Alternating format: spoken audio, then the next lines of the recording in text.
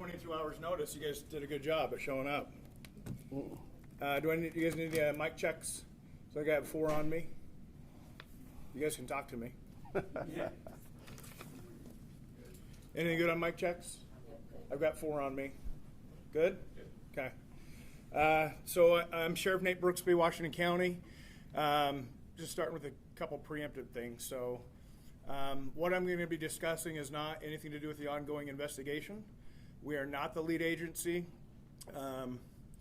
FBI, State of Utah, DPS, Utah County, UVU, big collective effort.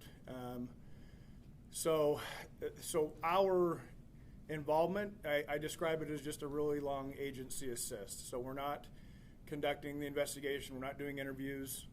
I've been asked some questions, and there's some that I'm just not going to answer.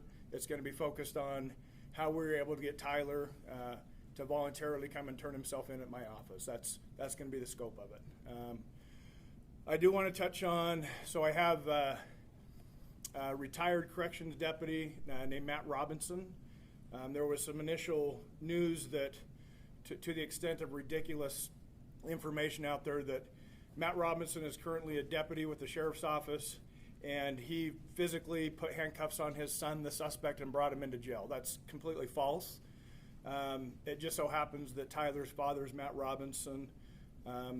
There was some information about a retired deputy, so somehow that got blurred in the media, and I want to make sure that we're walking that back as best we can, because Matt Robinson, my retired deputy, has been been harassed.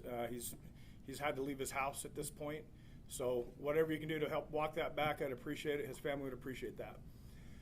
So getting into the details. So obviously we knew Charlie Kirk was assassinated at UVU in the afternoon. About a 33-hour manhunt ensued, and I was winding down for the evening. And at exactly 8:02 on the 11th, I received a call from a friend of mine who happens to be a retired detective that worked for me for many years. I didn't put that out there initially. I wanted to protect that individual as much as possible. Unfortunately, in the court documents, which is standard, he was referenced as a retired Washington County deputy. So I didn't put that out there. It was in the court docs. I was trying to protect even that information and just saying retired law enforcement in general. So I get a call from my friend, and his said, "Hey, how you doing?" Good. And it's not, he's been retired a few years. We'll call each other. It's not unusual for me to get a call from him or vice versa. And at 8:02 p.m., he calls me. Hey, I can tell his voice is kind of shaky. So my first thought is, who died? Like who's he going to tell me that died? And then I couldn't fathom what actually came out of his mouth. So he said, "Hey, I know who Charlie Kirk shooter is. I know the family through religious association, and he's in Washington County now, and we're working on trying to get him to come in voluntarily." During that phone call, some information was provided about Tyler potentially having some suicidal ideations, was en route to a remote area of Washington County. The parents convinced him not to do that, and conveyed that they would stand by him and help him surrender peacefully. So at that point, that phone call was 1 minute and 41 seconds. I immediately called Sheriff Mike Smith in Utah County, who I knew was at the incident command in Utah County.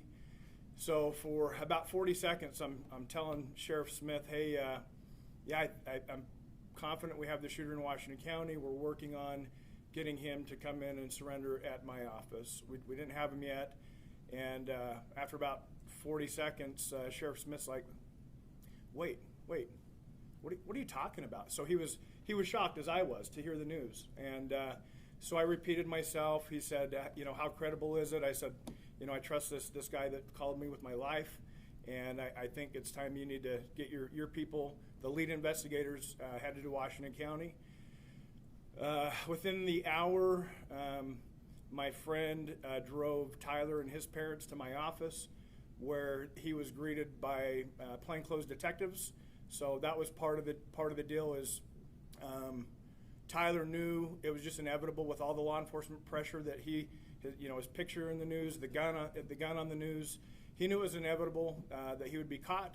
He was fearful of a SWAT team hit on his house, or he was fearful of being shot by law enforcement. So part of the negotiation and getting him to bring himself in was that we would treat it as delicate and as soft as possible to make him feel comfortable to where he would show up at my office, and that's exactly what happened. So since we weren't the lead agency, basically it was about a 2.5 hour waiting in a room, not communicating with the suspect. Our job was not to interview, our job was just to get him here. So after about 2.5 hours, we ended up getting federal agents and state agents in, and some of my detectives were asked to go out into the community and secure 2 locations, so the parents' home and the apartment that Tyler was living in, along with the vehicle that Tyler was likely driving up at UVU. So that's about it. Sheriff, how would you characterize that former law enforcement friend of yours as doing something good here? Yeah, outstanding. He deserves full credit.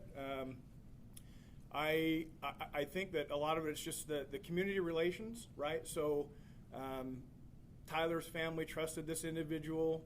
They knew he was involved in law enforcement at some point, and enough community involvement there that they trusted that they could go to this individual and he could contact me directly, and that we could facilitate a peaceful, calm, relaxed surrender, put it that way, right? Make him comfortable for a couple hours, make sure he has water, no communication until the lead investigators arrived. Sheriff, you mentioned you got a call from a retired detective. What went through your mind in that moment when he told you what was about to happen? How did you negotiate with Tyler or his family? And what were your first impressions when? Shock, right? So like I said, I couldn't imagine the conversation that occurred in that 1:41 conversation. But there was negotiation. There was some criteria that needed to be met for him to voluntarily come in, and I agreed to those terms. What did he ask for? Can I ask? He basically for a peaceful, gentle, comfortable transition for him to come out. Again, he knew he was going to get caught. He didn't want a big SWAT team hitting his parents' house or his apartment. He was truly fearful of being shot by law enforcement. So that the conditions were as relaxed and comfortable and almost to the point of inviting. And if at the end of the day we accomplish him surrendering peacefully on his own, I'm gonna make some concessions to make that happen. And what was his mood when you first saw him? I would describe it as quiet and somber. So not talkative. Did he say anything? No. Go ahead. There's been reports that this family friend was also potentially a youth pastor or connected through the church. Is that the same person? No church leadership, just an association through the religious. Was it somebody in their ward, LDS ward? Yeah, I would say that, but not in leadership. Unfortunately, the bishop of that ward has been drug into it because of some of the media reporting. But that's not accurate. That's not accurate. About the bishop. Yeah, the bishop wasn't involved in this. But you're not releasing the identity then of the family for you? No, absolutely not. If you can speak to it, did the sheriff's office have any interaction with Tyler Robinson in previous incidents? I've been asked that a few times, so it's well known, it's in the media. Tyler's apartment was in St. George city limits. The parents' home was in Washington city limits.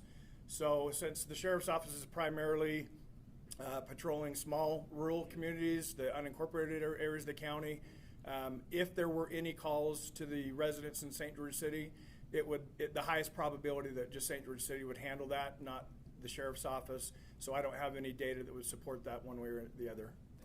Sheriff, have you interviewed his roommate, Robinson's roommate, No, Lance Twiggs? we're not the lead investigators, so we wouldn't be doing that. Sheriff, how would you characterize the parents of what you knew that night? I don't know anything about them. Were they mentioned in the phone calls? No. Sheriff, how do you feel about the fact that this surrender happened as it was in the police office, at the police station, and kind of was peaceful, inviting as you framed it, and not like a SWAT situation or a big operation that had happened in the neighborhood? Right.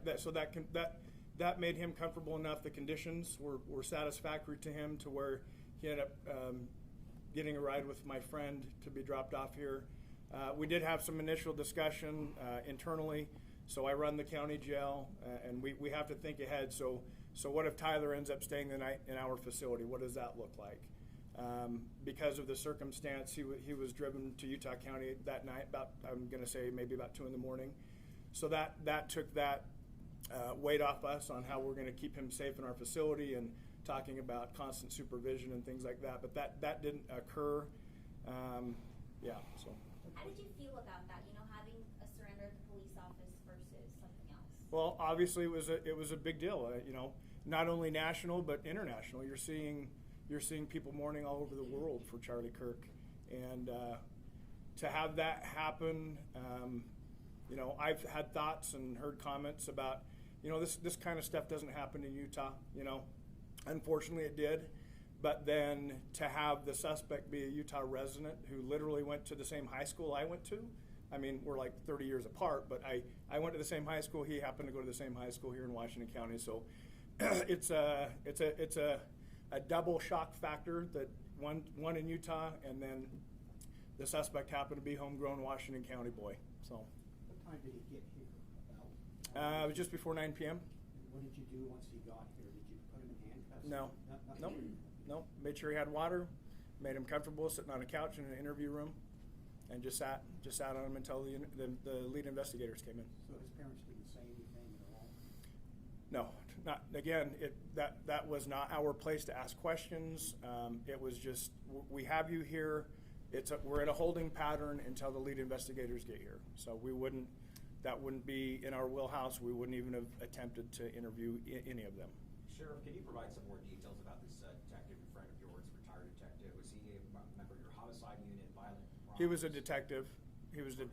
For many years. He was a detective. So in our agency, our detectives, like some cities, you have detectives just working homicides or just working sex offenses. Ours is all encompassing whatever case comes next, and you have the smaller caseload. You're going to get whatever case that is. How long has he been out of the force? About 3 years. How grateful are you the fact that this ended the way it did and not in a violent outcome? Oh, very, very, very much. Like I said, concessions were made to make that happen.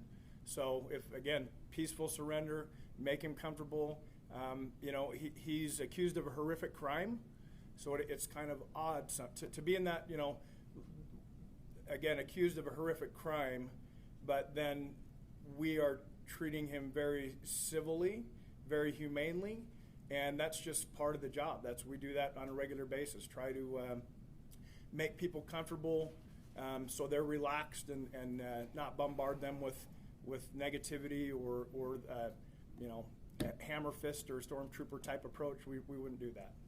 Sheriff, how many total phone calls were made between you and the retired detective? There were several follow-up phone calls that night. One was between my command staff and my friend, just them letting me know, hey, he is in the building. We have him in an interview room, and there's been several follow-ups since then. Just me checking in on him, and all the way from that first call to say we're here, kind of a phone call. Correct. Prior to him turning himself in, did you guys have any clue that maybe he was in the Washington area at all? No, not even a hint. And that was part of the shock factor, right? Is he could have been anywhere. Most people that are involved or accused of things like that, they'd want to get out of the area as soon as possible. So the fact that he came home basically was part of the shock factor, I think. You said he was afraid of being shot. What did he say exactly? How did he express that? Just that. Any concern for? just that. One of his fears of being shot by the police. Period. That's it. That was your friend that said that, or was that? That my friend conveyed that to me through conversation with Tyler's parents. Any concern for the family and the roommate safety if and when they come back to their home in Washington City or in St. George? Any concerns from them? No, absolutely. They need to lay low for a long time, unfortunately. So even, I'll throw this out there. I have a second cousin with the last name Robinson. He happens to be an optometrist in town. And his office has been receiving threatening phone calls just because of his last name. So So to put somebody in that kind of burdensome situation where they had nothing to do with it, no relation to the family, just think about how the actual individuals involved in this incident are feeling right now. Are you placing any deputies at their house, outside their house, anything like that? So that's not our area of patrol, so the cities would handle that. If that request came in, but I don't have any insight there. Sheriff, can you describe the handoff that occurred from Tyler Robinson to the authorities that came down from the north? Yeah, they parked in my parking lot.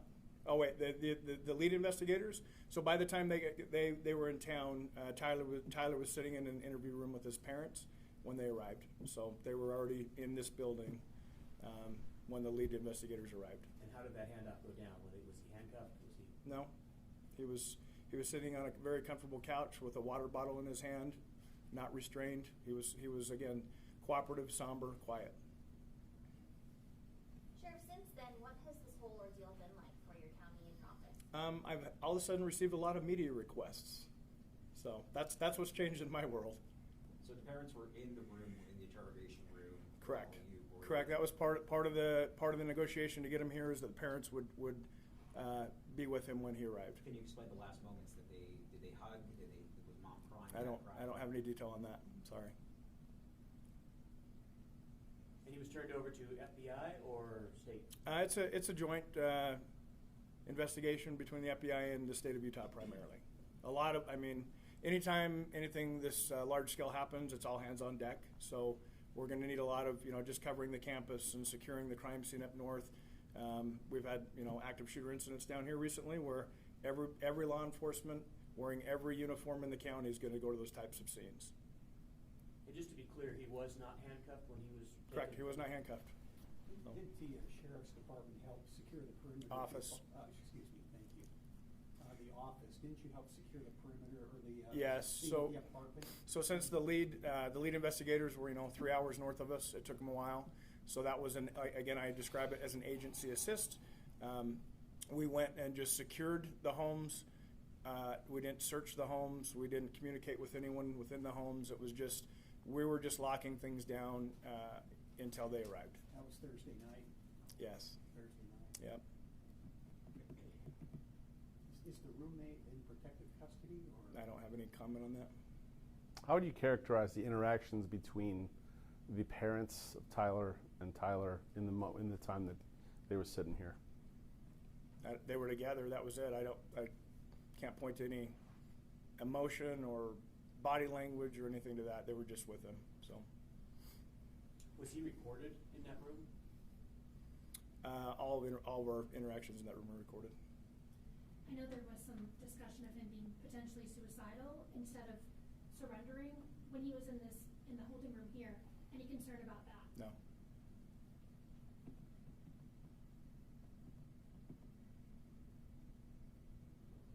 Okay, we can sit here and stare at each other all day, or we can be done. Good? Okay, thank you. Thank you for watching. Subscribe below and download our NewsNation app right now on your phone, and you will get fact-based, unbiased news for all Americans.